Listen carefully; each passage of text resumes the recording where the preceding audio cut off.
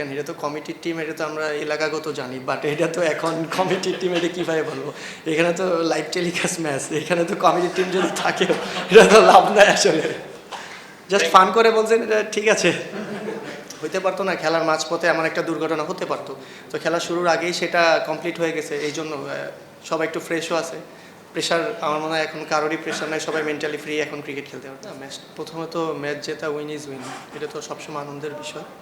আর ক্যাপ্টেন্সিটা আছে আমি একদম নতুন, আমি মনে হয় এরকম ভালো লেভেলে এরকম কখনোই ক্যাপ্টেন্সি করি নাই, বাট এটা আমার প্রথম ছিল, আমি একটু এক্সাইটেডও ছিলাম, প্লাস ওভারঅল মিলে আলহামদুলিল্লাহ।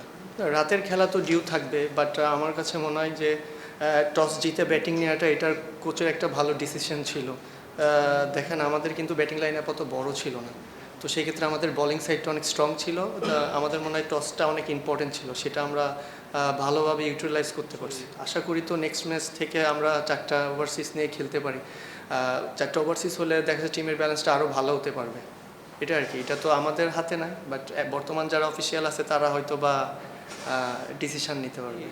সিচুয়েশন যেমনই থাকুক না কেন, আপনি দেখেন আপনি যখন খেলার ভিতর ঢুকবেন তখন তো আপনার পুরো এফোর্টই খেলার ভিতর থাকবে, তো এমনই আর কি, সবার এফোর্ট এমনই ছিল, যেমনই হোক অ্যাটলিস্ট মাঠে ঢুকলে যেন আমরা ওরকম প্রপার ইন্টেন্ট শো করতে পারি, সেটাই হয়েছে। নর্মালি ফরেন যেমনই ছিল তেমনই খেলতে হতো, বাট আমার মনে হয় এটা যে আল্লাহ রিজিকের একটা বিষয় থাকে, যে আল্লাহ হয়তো ভেবে প্ল্যানিং করছে আমাদের এইভাবে হবে, বাট দিন শেষে আমি বললাম যে যতই ঝড় তুফান যাক না কেন, বাট খেলা তো মাঠের ভিতর, আপনি যখন 22 গজে ঢুকবেন তখন আপনার মেন্টালিটি খেলার জন্যই থাকবে না। মাত্র তো খেলা শুরু করছি, আসলে এত তাড়াতাড়ি এত বড় স্বপ্ন দেখাটাও ঠিক হবে না, বাট স্বপ্নটা আমার মনে হয় ভিতরে থাকলে ভালো।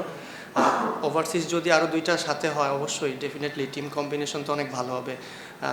দেখেন টি20 খেলা এনিথিং ক্যান, যে কোনো টিমে যে কেউ হারাই দিতে পারে, তারা যদি ওয়েল ব্যালেন্স থাকে, এটাই ব্যালেন্স হলে তো আমরা অনেক কনফিডেন্ট থাকবো।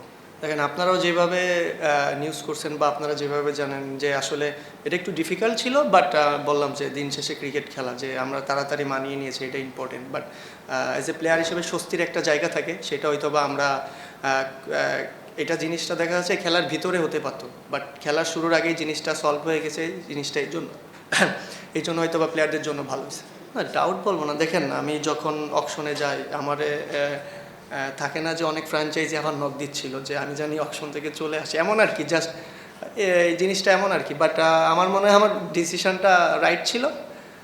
আমি হয়তো বা ফ্রিতে গেলে হয়তো বা আমার কাছে মনে হয় হয়তো বা আবার নাও হইতে পারতো, বাট এইটাই আর কি।